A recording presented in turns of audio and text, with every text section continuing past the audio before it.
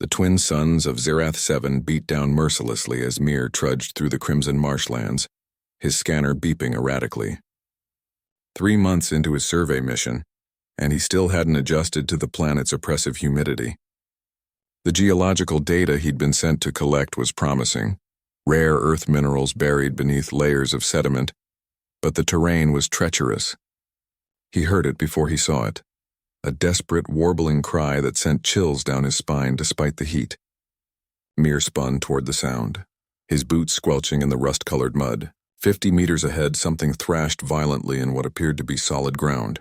As he drew closer, his heart sank. A figure was trapped in quicksand, sinking rapidly, their four-fingered hands clawing uselessly at the viscous surface. An alien. The creature's iridescent blue skin shimmered in the sunlight, her large amber eyes wide with terror. She was humanoid, but distinctly not human, taller, with elongated limbs and delicate antennae that quivered atop her head. Her chitinous armor, ornate and clearly ceremonial, weighed her down like an anchor. Mir didn't hesitate. His training officer's voice echoed in his mind. Survey protocols dictate non-interference with indigenous species. But protocols be damned, he wasn't about to watch someone die.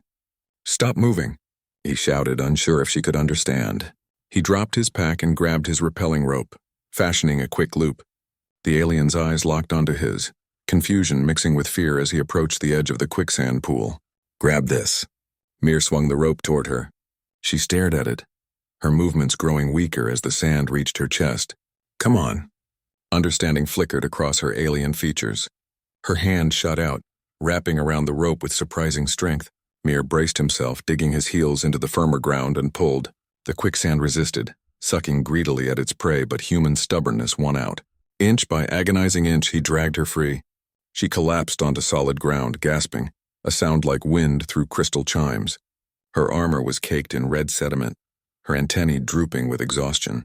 Mir offered his canteen, and after a moment's hesitation, she drank. "Akeem," she said, pressing a hand to her chest. Her voice was melodic, otherworldly. "Mir," he replied, mimicking the gesture. Before he could say more, a dozen figures emerged from the tree line, more of her species, all armed with elegant weapons that hummed with energy. Their leader, distinguished by elaborate markings across his face, approached rapidly.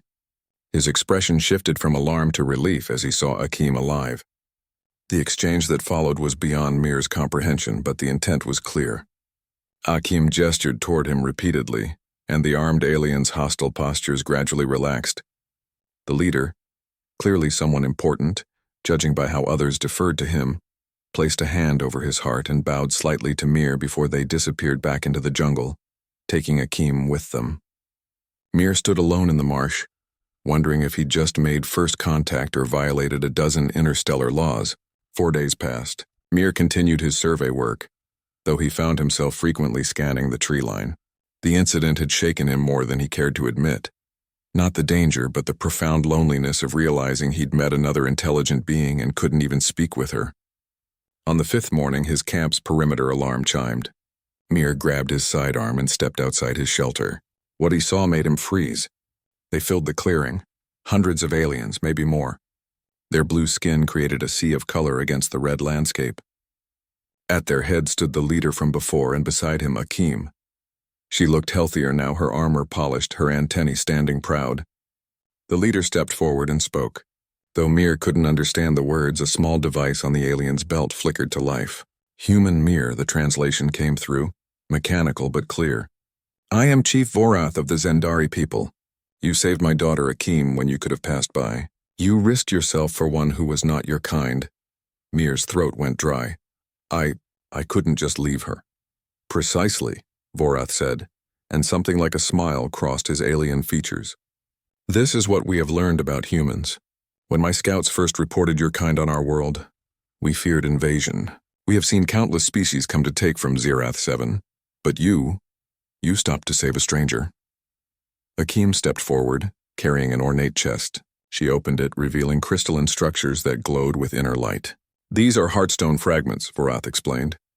"They are our most sacred resource and the minerals your kind seeks. We offer alliance, human. We will help you gather what you need, and in return we ask only friendship, protection, partnership." Mir stared at the offered treasure, then at the assembled clan. Hundreds of eyes watched him with hope, not fear. "I'm just a surveyor," he said quietly. "I don't have the authority." "You have the authority of action," Vorath interrupted. "You chose compassion over protocol. That is the authority we recognize."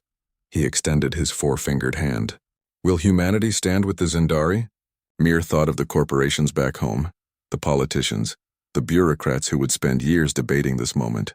Then he looked at Akeem, who had nearly died in that quicksand, and at her father, who had brought his entire people here on faith. He took Vorath's hand.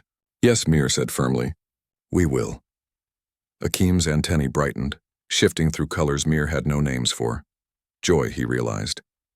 She was expressing joy. As the Zendari clan began to celebrate, Mir sent an emergency transmission back to Earth. The message was simple. First contact established. Alliance formed. Recommend immediate diplomatic envoy. He didn't mention that he'd just committed humanity to a treaty without authorization. Some things, he decided, were too important for protocol. Sometimes saving one life could save two species.